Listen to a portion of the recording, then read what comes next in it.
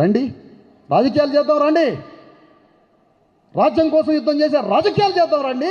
రాజకీయాల వృత్తిగా స్వీకరిద్దాం, పాలిటిక్స్ ఒక ప్రొఫెషన్గా స్వీకరిద్దాం. రండి బీసీ ఎస్సీ ఎస్టీలంతా యువకులంతా రండి, బయలుదేరుతాం. 24 గంటలు వచ్చిందిగా, అందులో 8 గంటలు కొంపకి, 8 గంటలు నీ బతుకు తెరువుకి, 8 గంటలు రాజకీయం చేయి, రాజ్యం వస్తుంది. రాజ్యం వస్తే మనందరం బతుకుతాం. నీళ్లు మొక్కకి ఎట్లా ప్రాణం పోస్తాయో రాజ్యం మనుషులకు అట్లా ప్రాణం పోస్తుంది.